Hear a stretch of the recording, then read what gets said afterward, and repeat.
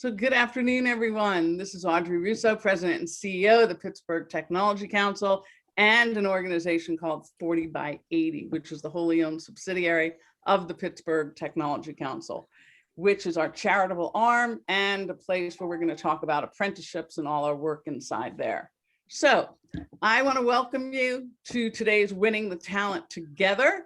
And the topic is apprentices, and that's a talent pipeline game changer. And I am not going to do a lot of talking today because the people who are here are just absolutely amazing beasts in this space. And I am not going to pretend that I'm anything other than a huge cheerleader, champion, and ally for the importance of this work. So I want to thank Academy Pittsburgh, not only for being a sponsor and a partner today, but for the work that they've done in our community for over 5 years in this space. And we'll get a chance to meet our moderator who hails from that organization, and my benefit advisor for making this also a very valuable event, and in the work that they do in making sure people who are running companies, small sizes, mid sizes, and getting the tools they need across all the lines of insurance and support in terms of benefits. So I'm thrilled to introduce the moderator of today's event. It's Ryan Haggerty. And I am also going to give shout outs to Huntington Bank. I believe they are partners today as well. And there's just so many people who make sure that what we do is important, relevant, and actually drives change. So I'm thrilled to introduce Ryan. I've mentioned him a moment ago, Ryan Haggerty, the Director of Workforce Development at Academy Pittsburgh.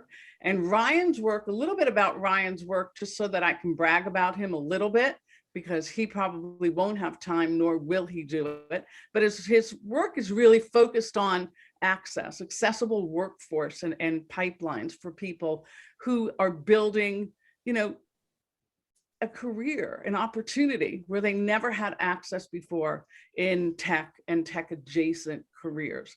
So they have training programs, they have boot camps, they have employer engagements, they work on regional partners. There's probably just an array of things that they do to make sure that they're nested and tightly woven into the fabric of creating pathways for people who have typically been underrepresented or really not at the table for so many of these jobs and opportunities. He leads the efforts in the Pittsburgh region to launch and sustain condensed training programs that prepare people to work at really in-demand jobs that we have lots of vacancies. And I know that that's an issue all across the country, but we really just care about Pittsburgh and Southwestern Pennsylvania. And we want to make sure that we do our part. That doesn't mean we don't care about what happens elsewhere. We certainly learn from people who are doing these things elsewhere. So, the on-demand jobs there's an array of them. And so we actually say that it's in the IT cluster.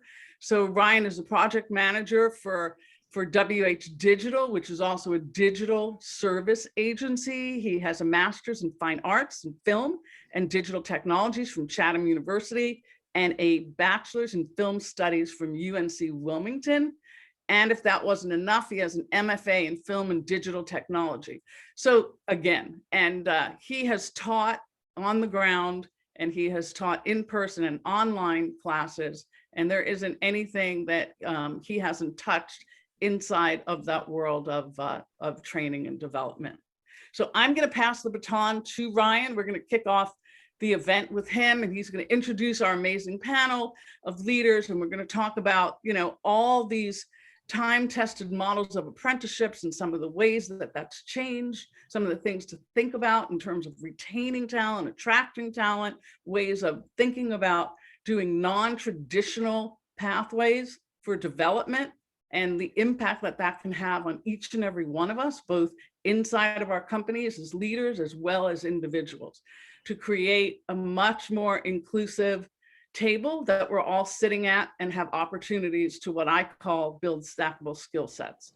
So I'd like you to stick around even after the conversation. We're going to have an opportunity to network and get to know some of these people. So I know it's in a virtual world. Hopefully we're moving into more of a hybrid and real-time world, but we actually have someone here who's talking to us from Texas. So we wouldn't have had a chance to have her And I'm pretty thrilled about the fact that we are just so wide in terms of our wingspan and creating these kind of partnerships. So Ryan, enough from me.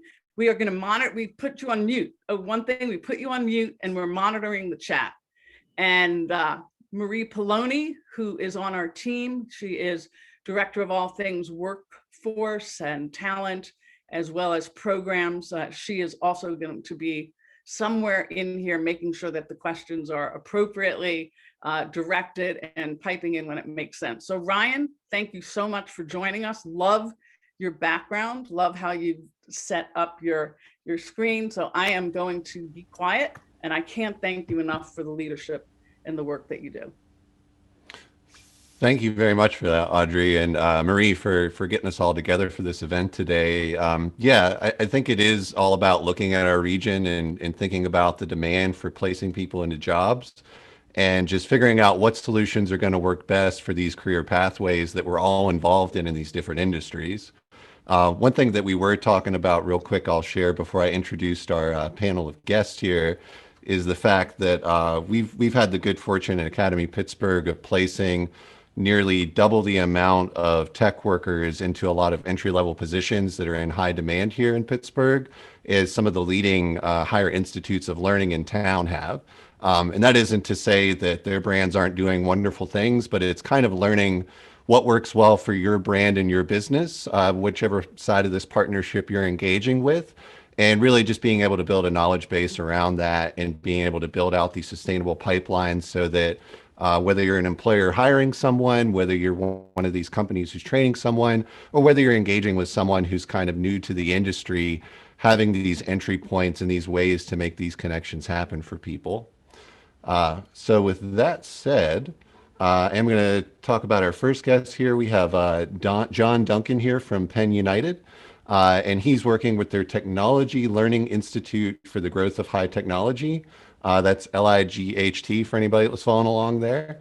And there's lots of different roles they train for, but he oversees all the apprenticeship programs there and is doing a lot of those partnership relationship management with people outside of the organization as well. So just to share some of these roles that you might hear come up in today's conversation within their industry, there's things like tool makers, precision machinists, press technicians, quality assurance technicians, other technicians. There's a whole slew of programs they've been working on for a long time to make these roles happen for people and have successful onboardings and hopefully successful career pathways beyond that for the people that they are training. So welcome, John. Thank you for joining us today. Glad you're here with us. Thank you, Ryan. I'd like to thank Maria too for inviting me. So very excited. And we're going to have lots and lots of awesome questions for you coming up.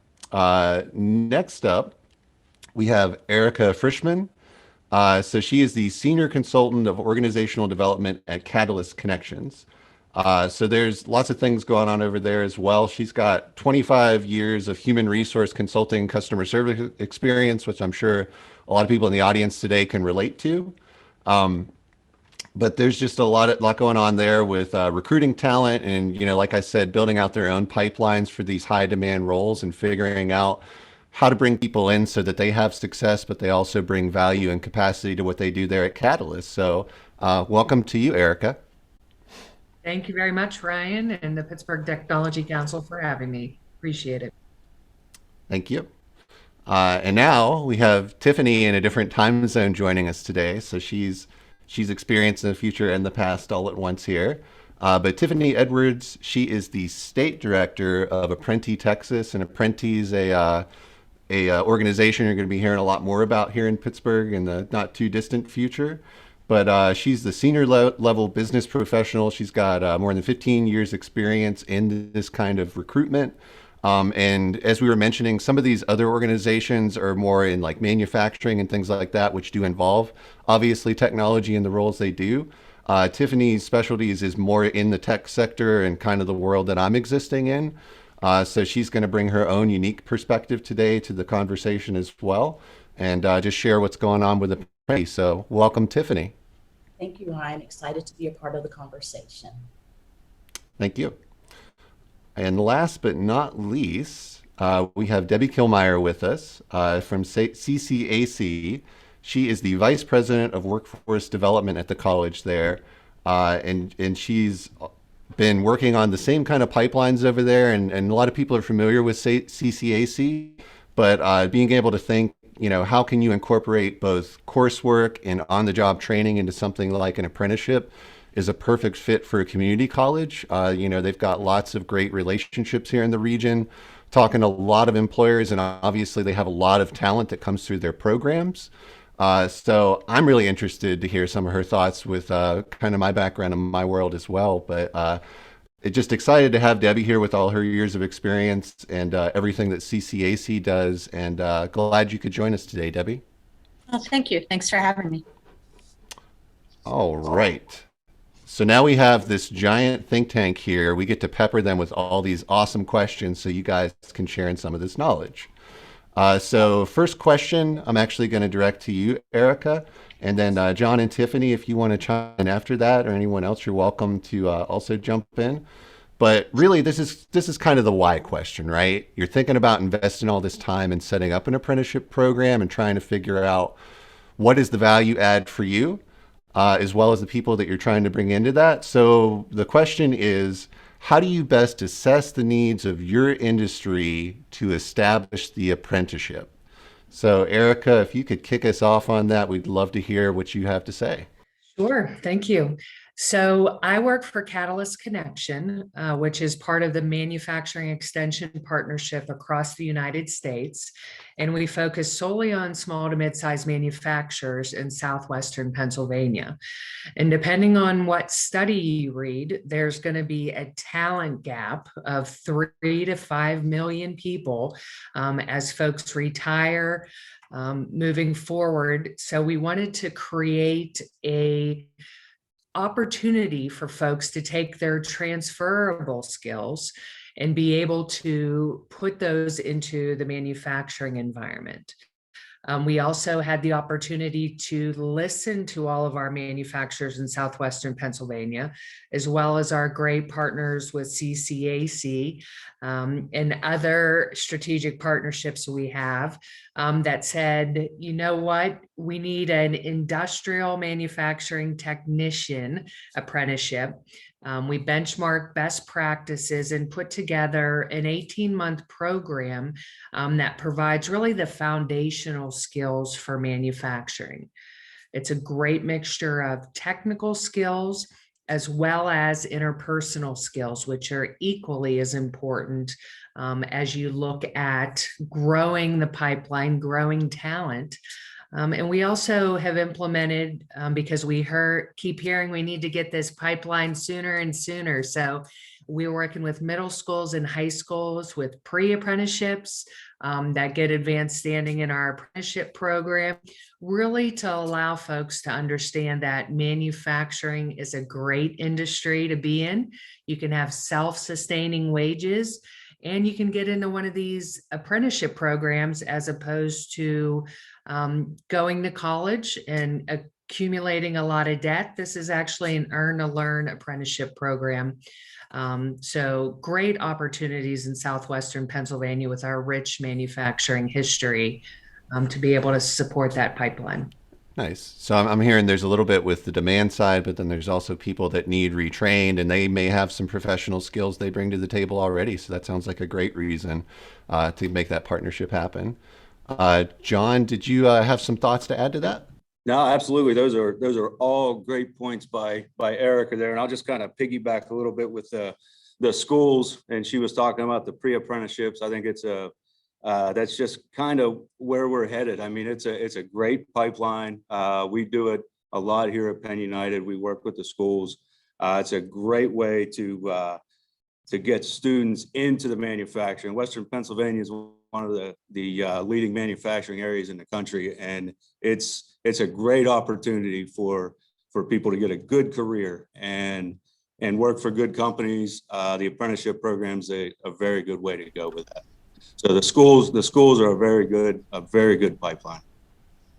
And John, I would just follow up. You guys have 10 programs going at this point, right? Correct. what was the very first one that you guys set up, like, and how long has it been going? Oh, it's been I believe I would have to double check. I'm almost positive it's the machinist program, but it has been since, oh, it's been way back. Yeah, we just celebrated 50 years, and the apprenticeship program has been involved with Penn United for many, many years. Sounds like it was a worthwhile investment of time, and it's paid And off that's really over what it years. comes down to. It's the investment, and Penn United is willing to invest in their apprentices because it's great for a company, any company. So and then it shows the apprentices that, hey, you're willing to invest in them, and it's great for everyone all around. Go ahead, Erica. I was just going to say, John, to piggyback on that, you're making an investment in them. And we've also had great response of, I'm going to invest back into my employer now and be an engaged long-term employee. They took a chance with me. I'm going to invest back in them. So Correct. great opportunity. Yeah, go ahead, Tiffany. I just love to echo what John and Erica both shared, and just a little bit about the Apprentice program. The solution or the program was crafted back in 2015 with 22 Washington companies that were really determined to figure out a way how to bridge the talent gap. We were not producing enough talent from the university track. So there was a great need in trying to identify talent. The intent was certainly not to become the intermediary, but as we've expanded to 16 states and 18 markets, we found that we've now become the tech sector lead for the DOL as it relates to technology. So I will tell you, as I'm having conversations with employers and community partners and the world of academia, there is a great need to bridge that gap. And so I think while we may work in different industries and capacities, it certainly is a common theme that we need to be able to find other ways to produce really great talent outside of traditional university route. Thank you. Yeah, and it's something, Tiffany, I think that you would maybe unique to comment on since you're operating in multiple states. We've mentioned an investment of time to get these things set up. What are some things that you might be working on state to state that, just give people an idea of what that might even look like I know we can't go through the whole process, but just some touch points of what we're actually talking about. Sure, happy to share. I think, because this solution is very much an employer-driven model. Without the employers, we don't have a program. And when you think about that, we have to meet our employers where they are, but it is very much a heavy lift because this concept is very much based up on the registered apprenticeship or the original model of registered apprenticeship, which is filled with the core competencies and the requirements of the 2,000 plus hours. So when we have conversations with employers, we approach it in two different ways. One, we can come in and we can show you how to do it.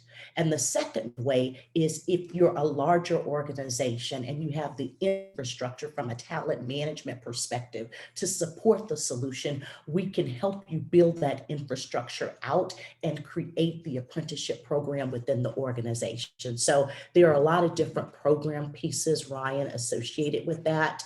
But I will tell you that I have not spoken with an employer that hasn't agreed that this is very much needed and they are very receptive. It's a matter of how do we build this out and bring this into the organization, because the focus is very much on train to retain. We're not looking at this from a staff augmentation perspective. We're looking at opportunities at mid-level that create sustainability, where folks can grow their careers within organizations. Yeah, thank you for sharing that. Yeah, it kind of brings us into the next question, but just to give some of these takeaways. So it sounds like market demand from these employers is driving it. You're starting to talk about core competencies and kind of a curriculum that needs built out to be able to meet the demands of those roles once they're getting filled, but also that idea that everybody's alluding to, there's just a longer term payoff when you have somebody onboarded this way, that they can be successful and get trained and provide additional capacity and value as they grow within your organization, which is, I think everyone's goal here. So I'm going to jump into the next question here of making this a team effort, right? So as everyone's kind of talking about, it's a big investment of time, of an expertise to actually pull this off and have it be successful. So I believe everyone is actually listed on this question. I'm going to start with you, John. So when you're thinking about this and you're developing all of obviously these outside partnerships, who on your team is actually involved in this process, whether it's this curriculum we're talking to, these relationships, any of the needs that you're having to do to make this successful?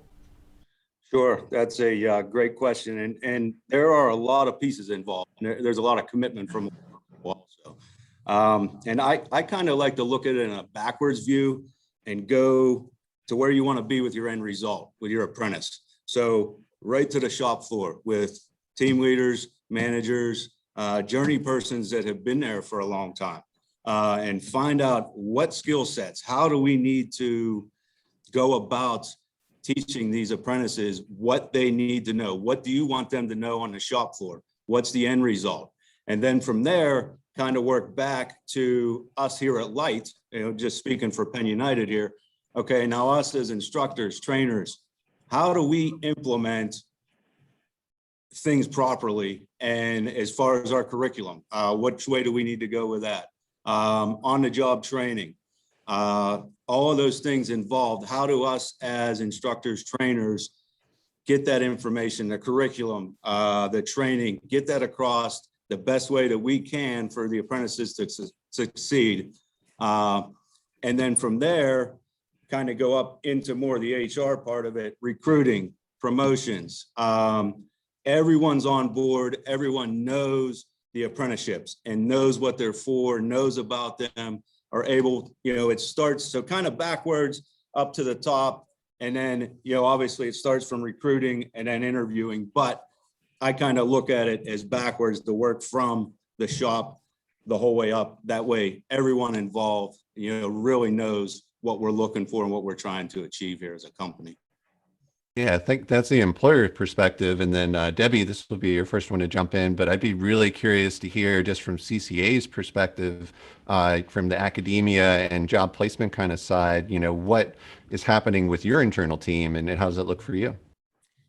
A lot of input from a lot of different constituents. We do have an apprenticeship coordinator in our workforce department, but we also work directly with our professors and our faculty that are interested in working in these areas.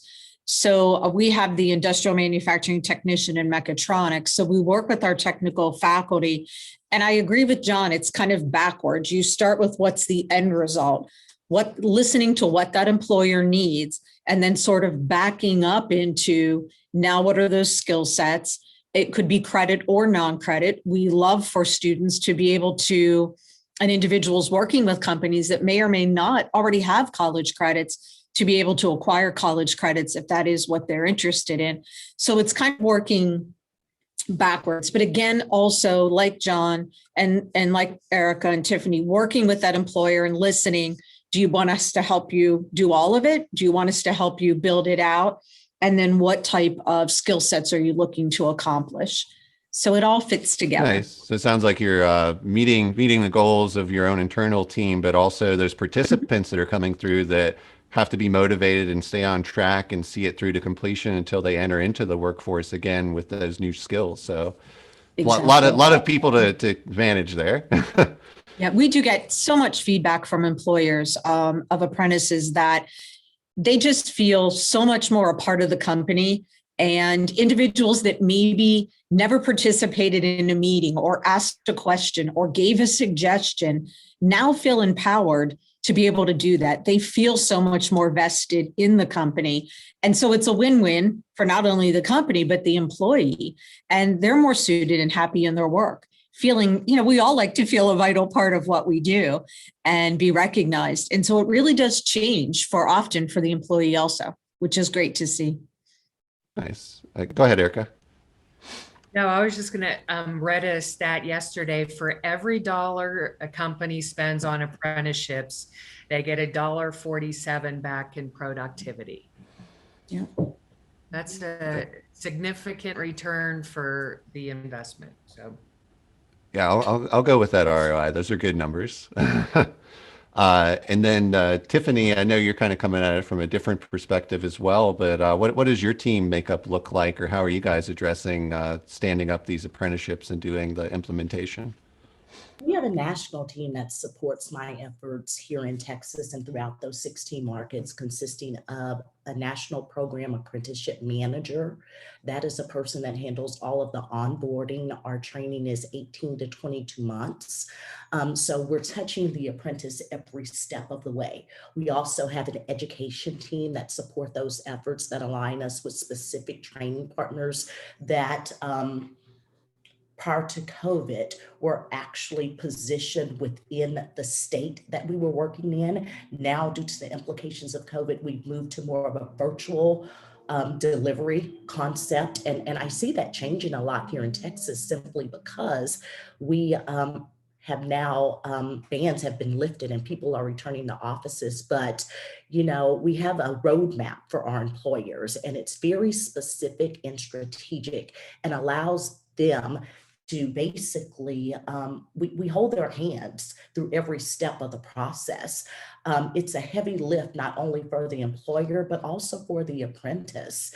And because there's such a huge level of engagement, it's important for those apprentices to feel that they are a part of the team and not just an extension of the existing teams. So just to echo what Deb said earlier, because we're hyper focused on underrepresented groups, that being people of color, folks with disabilities, and veterans, we're dealing with people that would not have access to these opportunities otherwise, because they may not necessarily have a 4-year degree in computer science. So very much a heavy lift for all parties involved.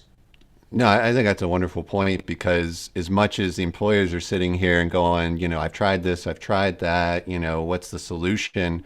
The people on the other end, that's the talent, are having the same frustrations often. So when you're creating these opportunities and these entry points and just these, levels of support for people to explore it, learn about it, learn the language, how to talk about it, how to learn again as an adult, which is frustrating for everybody. I'm sure a lot of people learned how to use Zoom for the first time last year. So it's just wonderful to hear that there's that team on hand to be able to make that happen.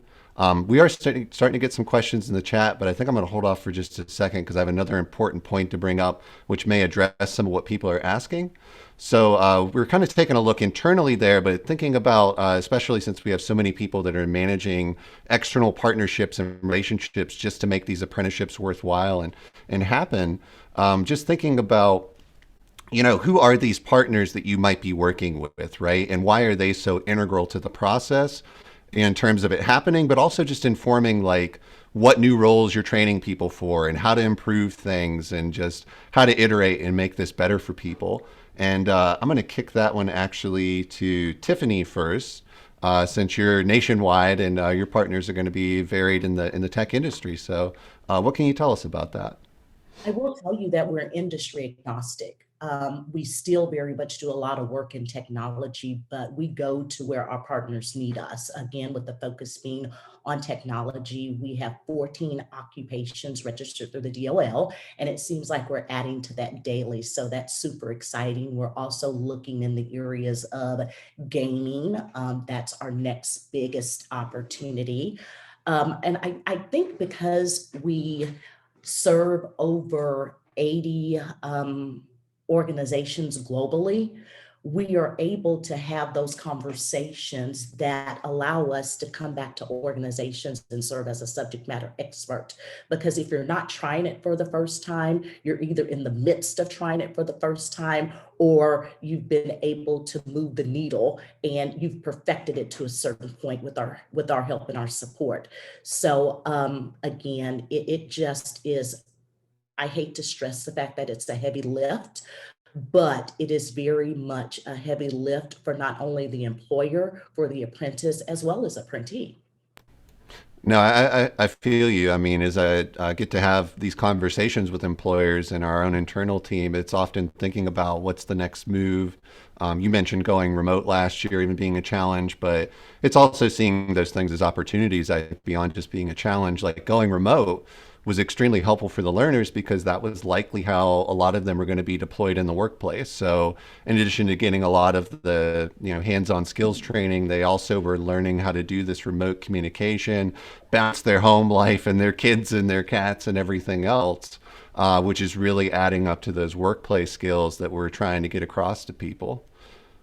So John, I did want to hear from you as well, because I know you're doing a lot of the industry knowledge and a lot of like the hands-on training knowledge and stuff. So who are your partners and how did they round out that apprenticeship experience for what you guys? Well, I mean, for us here at Penn United, it really is. I know I touched upon it before, but we work with all the local schools. I mean, that's probably our biggest partnership. With the high schools, the vocational schools, community colleges.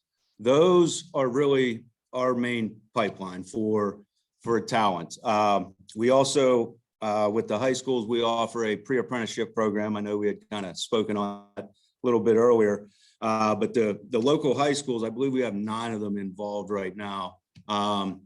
They send their students to our training facility once a month for a full day for the entire school year. And they go through our pre-apprenticeship program. And upon completion, they get a certificate from the state. It's registered with the Department of Labor. And they get a certificate for that. And then I think it's a real good opportunity because you got, some of the younger folks in school that maybe they're on the fence of, do I want to go this route or do I not? And it kind of gives them after that 9 months or so, they got a real good feel of what is going to be in the manufacturing industry. So, it could be for them, it may not be. And then upon that, if they're into, the manufacturing, they may go to vocational school, they may continue with that. And then if they apply at Penn United, let's say they did the pre-apprenticeship and they went to VoTech, and now after graduation, they apply at Penn United and start a 4-year apprenticeship program, we can give them credit for the pre-apprenticeship and their VoTech. So now you got a 18, 19-year-old individual that could have a journey person's wage in 2 years.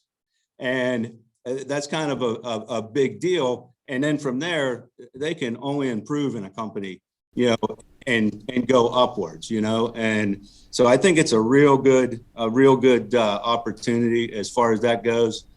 The colleges, we do grant funded programs with pre-apprenticeship for veterans, recovering addicts, anybody that maybe just has hit a hard time and just having trouble getting back into the workforce. And so we partner with BC3, Butler County Community College here, and we put that on, but it's really about getting people back into the workforce, getting them back into the community. It may not necessarily come to a job for Penn United. We have local businesses that we work with, Synergy, all kinds of them, all over the area that come in and actually talk to these participants and give them what they could offer. So it really comes down to getting these folks back into the workforce and getting them turned around. So it's a real good program we do also.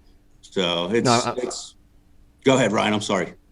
Oh, no. I was just glad you brought it back to participants, which I have a comment, but I'll hold for Tiffany. Go ahead. No, I again want to echo what John just said, and I don't think I touched on this in my answer previously. At Apprenti, we have this concept of helping all boats rise. And when you think about partnerships, we look at it as pillars of co-opetition. And when we talk about that, in order to make this work, and as I'm having conversations with employers, it's this concept of if it doesn't make dollars, it doesn't make sense. And we hope that to being a 20 to 25% cost savings over additional hire. And in terms of that, the way that we're able to be successful is we do have to have partnerships beyond Apprenti, and that in itself consists of workforce partners and associations, incumbent worker training providers, higher ed. And when we think about that, we just, as we're having these conversations, we have to think big in terms of focusing on the entire ecosystem. And within that, there has to be some cost sharing opportunities, but most importantly, we have to be able to fill those gaps and focus on individual strengths and really partner with our external partners to continue to lift the program up. So that's why it's important to work with other organizations and people that are on this panel today to just continue to put more people to work. That's a Absolutely. great point. That really is. And even some of the, if I could just touch on that real quick, what Tiffany was saying there, even, Penn United is a little, probably one of the larger companies in Western PA as far as manufacturing goes, but there are a lot of smaller companies that maybe can't get an apprenticeship going right, off the bat, or, it's just not feasible. So we actually work with some of those companies and they will send employees to us for training, and we do that. And it's really, it just helps the industry in a whole as, everyone just working together. So that's a great point that Tiffany brought up there. And then Debbie, did you want to hop in next? I was going to say, and that's why we ended up registering apprenticeship programs were for so much manufacturing in our area, which is a great thing, but so many of them, we hear about all the great big ones and the great things going on, but the small and medium-sized ones sometimes don't have the capacity. So that's why we registered them, because we can have 2 from this company and 1 from that company and pull them together and take some of that heavy lift as far also as the paperwork. But I actually want to comment on not overlooking that high school student. As we all know, college has gotten very expensive. Not everyone needs a 4-year degree. We've all heard those reports. But that individual that may start college or not know what to do when they leave high school, they now have lost their contact to a guidance counselor, a teacher, and they're kind of just floating around out there, that 18 to 25-year-old, and they're not sure what they want to do. And so it's so important if we can get them plugged into this. And if it's not what they want to do, that's okay too. I often say learning what you don't want to do is just as important as what you do want to do. But they find themselves out there without sometimes often a support system that guides them into looking into these type of opportunities or other opportunities. So it is so important to at least get that word out to the high school audience that these opportunities are out there. Nice. Thanks. And then Erica? Yeah, I just wanted to piggyback off what everybody said. Based on similar feedback, Catalyst Connection decided to become a group sponsor. So just as Deb said, the small to mid-sized manufacturers who just have 1 or 2 or don't have the internal administrative support to support these programs, we provide that support. We coordinate with the state, all the paperwork. We help with curriculum. And as we think about our 3,000-hour program, 264 hours of it is foundational manufacturing skills that everybody needs across the board. And then those employers have, 2,700 hours of specific on-the-job training that makes those apprentices even more powerful to those employers, because they've tailored the specific learning to what they need most of. Thank you. Yeah, we're going to have a pop quiz on the terminology after this. So everybody taking notes in here.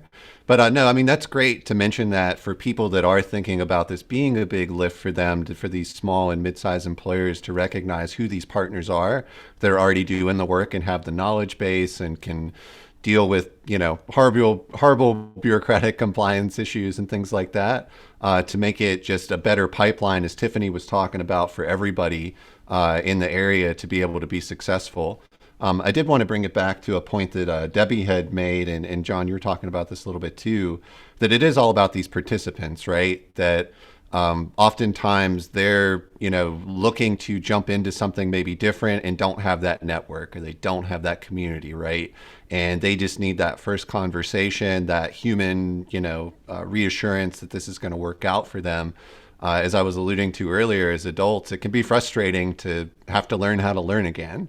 But accepting the frustration is always a part of it, and having support to help you along the way and reassure you that like you're doing something that's worthwhile is certainly going to help you to get there for sure.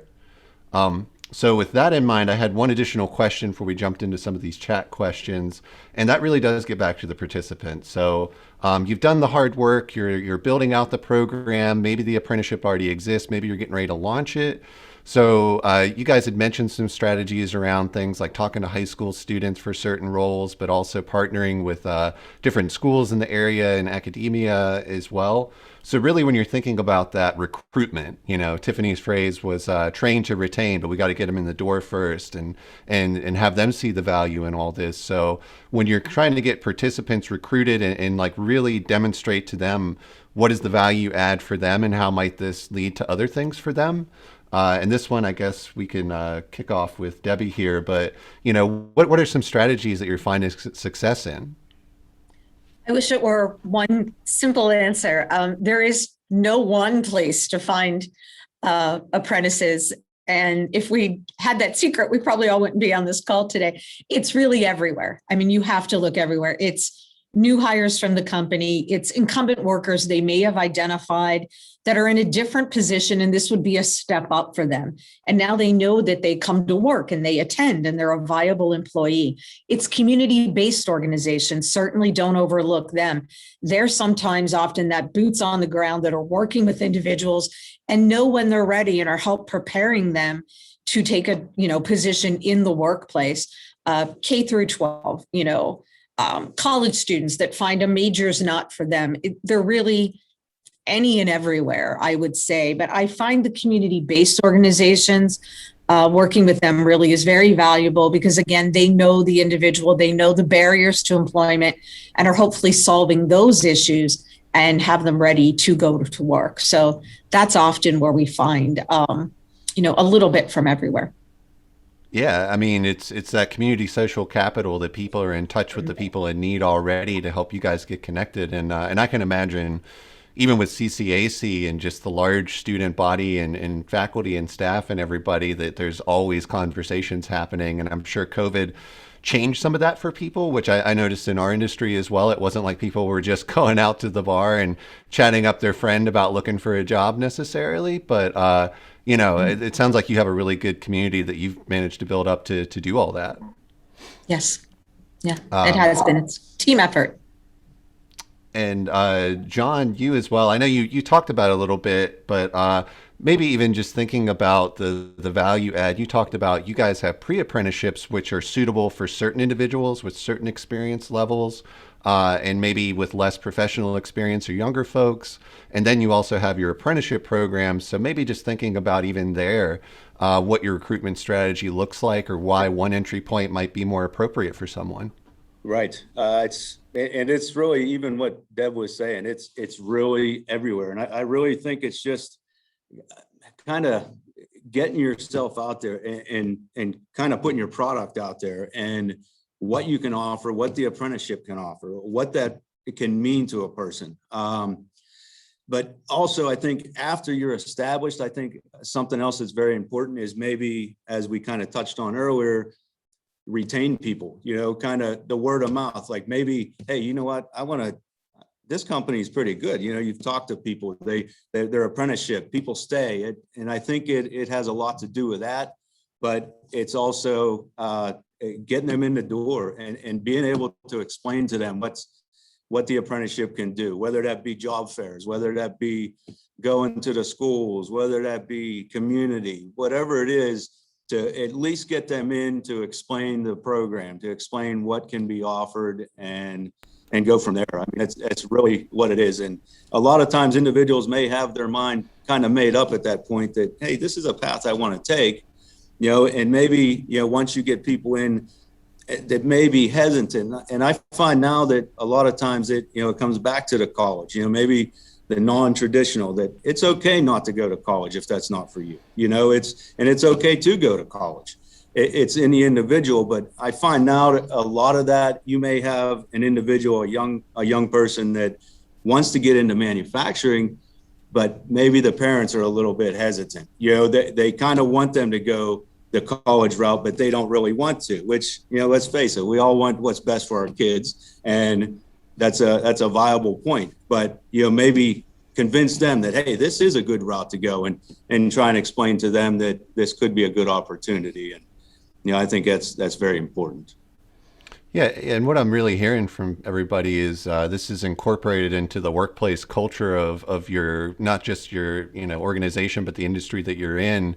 And, the employers and everyone's given people time to work on this because it is valuable, and it's seen as a valuable piece, even though there's other things that we do to make money. Investing in human capital and activating talent is just going to do things that you can't even put an ROI on. So it's awesome to hear that you have that kind of support, that to have the 50 years of experience that you all have had, as well as the 10 roles that you've been able to set up programs for. Yeah, that's for sure. We've been very fortunate, and it is an investment, but it's an investment well worth it, and it does pay dividends. So apprenticeships they're a very good opportunity for individuals. So. Yeah, and one thing Tiffany commented on that I think is worth mentioning here, this is a hot tip here locally in Pittsburgh. If you do have a registered apprenticeship program, there is an actual list through CareerLink that people will see you on. It's there for various reasons, including, recruitment for this workforce training, but there's funding and things involved with it as well that it kind of opens up your program to, which is not something that we were looking to get into today, because I think that's a whole nother show on how these things get funded. But certainly, like Partner for Work, CareerLink, and other organizations like that are wonderful organizations to touch base with, because they can help you in these recruitment efforts, as well as just kind of navigating compliance and figuring out some of the things that you may have questions about. So with all that said, that was the regular round of questions that we had. We do have a few questions here from the chat that people have kind of been popping in. So this is going to be a little bit of popcorn, because some people may have some answers related to this within their field. But one of the first ones I did see there was just if someone could please comment on the robotics related and additive manufacturing technologist apprenticeship programs. The comment was, we keep hearing that the respective manufacturer needs hands-on and brains-on technologies, or technologists and technicians. So that's if, John or someone here, I'm not sure if that's John or Catalyst there or CCAC, but robotics related and additive manufacturing technologist apprenticeship programs. So we have a robotics technician apprenticeship program with New Century Careers. We partnered in Catalyst. And as far as additive, we don't have that as of yet, but hearing that respective manufacturers need hands-on and brains-on, it's that same kind of drain that everyone's having. We really need to get the individuals that are here placed in these careers. And I know with things going with the pandemic, we move so much instruction online, but there is only so much you can do by Zoom and online. There are certain things where you need to finally roll up your sleeves and get your hands on them. So we're looking forward to, things opening up and employers opening up and being able to do those skill sets. We have done them during the pandemic, but it was far more spaced out. So we're looking forward to things getting back to our new normal soon. Thank you. And that question was from Volker. Thank you for that. The next one here is from Jim. So I think Jim's just kind of commenting on trying to work with state and local government in terms of getting some things going here with trainings, but they wanted accredited or degree programs, not just leading edge industry training.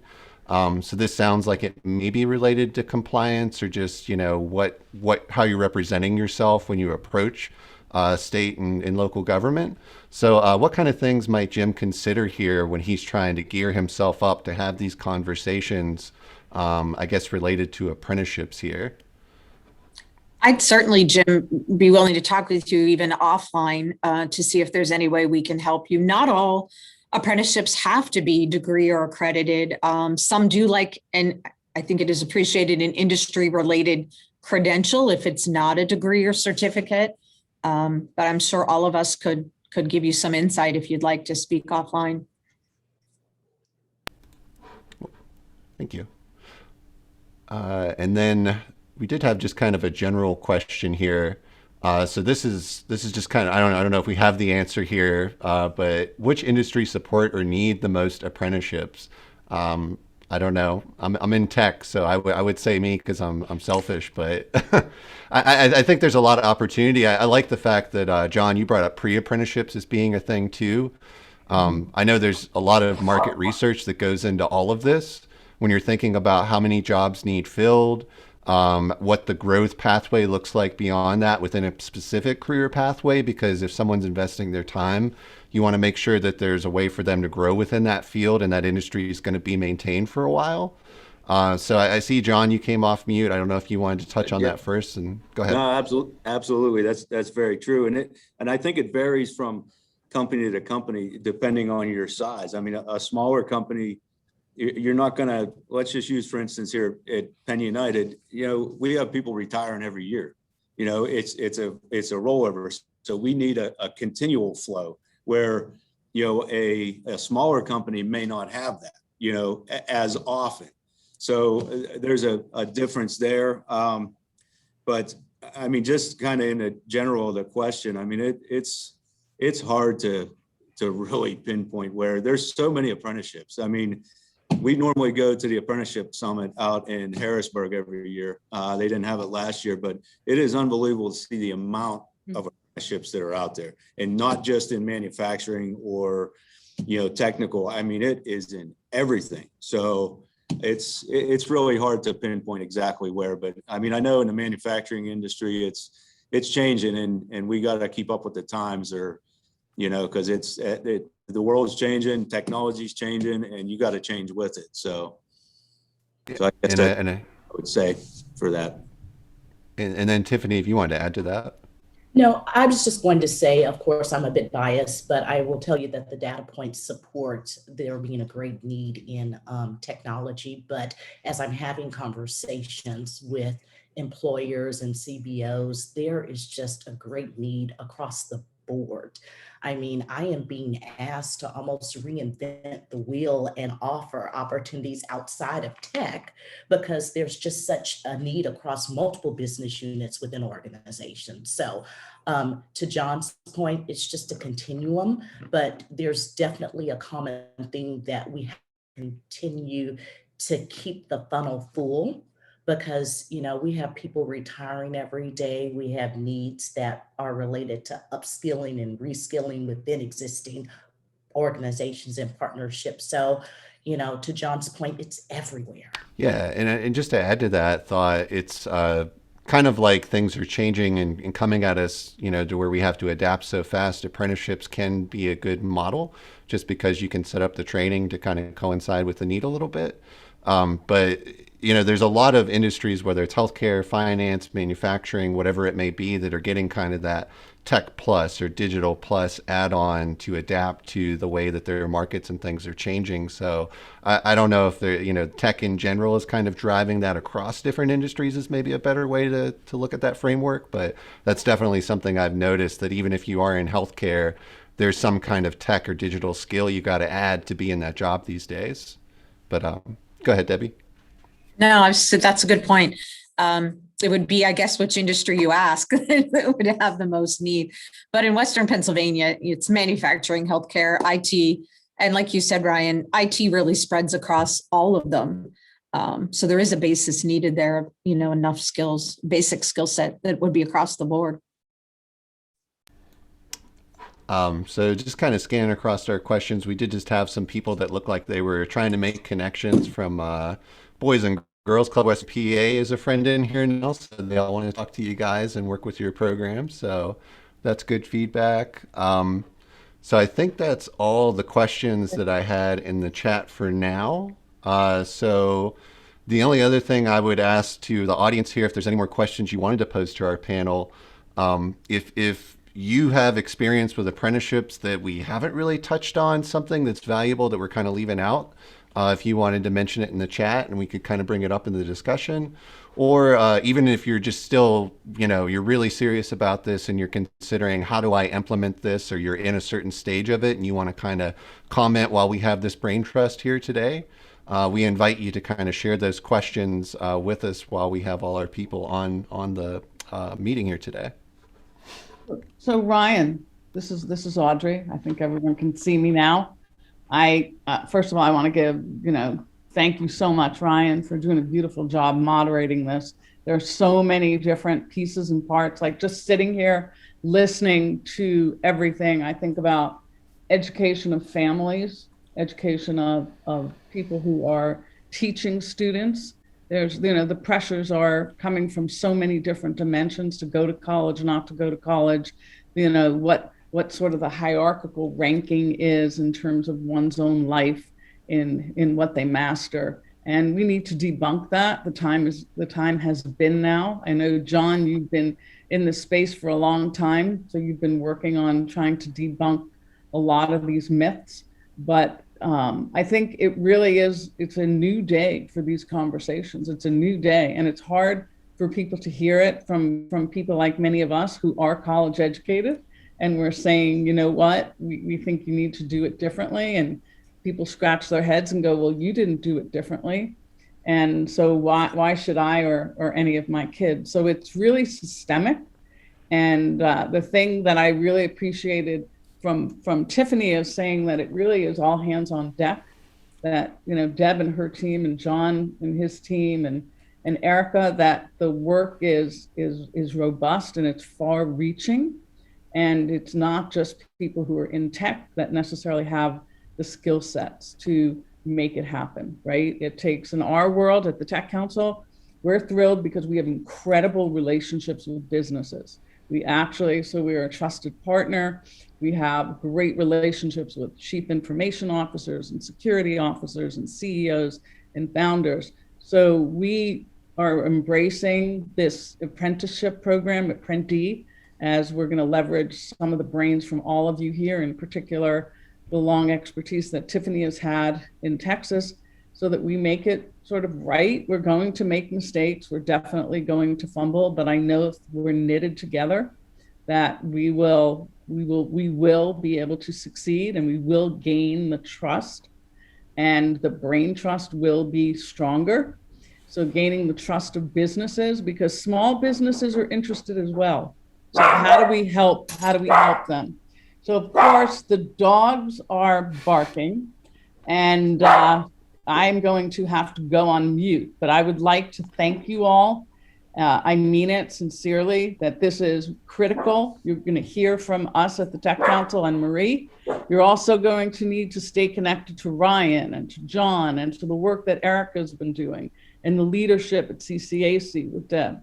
It takes all of us. This isn't a competition. This is something that we all just have to do together. And we're going to make mistakes, and we're going to hope Tiffany gives us some shortcuts in terms of what we must not do in terms of the mistakes. But hats off to all of you, and any comment, any ideas, please reach out to Marie Poloni on our team. She is a great connector. She's a community builder. Thank you enough. Hats off to Academy Pittsburgh. Academy Pittsburgh, go onto LinkedIn and see what they posted today, what Josh posted in terms of the ROI on their program, and compare that to one of our esteemed universities here, who we also deeply appreciate, but it's not a peanut butter kind of conversation. It's a different dimension. So thank you to Academy Pittsburgh, because you've really been at it for a long time. And thanks to my benefit advisor and Synergy staffing for the work they do as well. Everyone cares about mentoring. It's been amazing how many people have just sort of come out and raise their hand and say, count me in, count me in. So thank you. And stay connected to the people who are here. I think they're pretty easy to find. So warning panelists that people might reach out to you. So I hope you appreciate that and understand. So we're signing off for now, but not forever. We're going to be working on this and staying connected. So have a great day, stay safe, connect with Marie Poloni, and we'll see you very soon in real life. Thank you, everybody. Thank you. Thank you.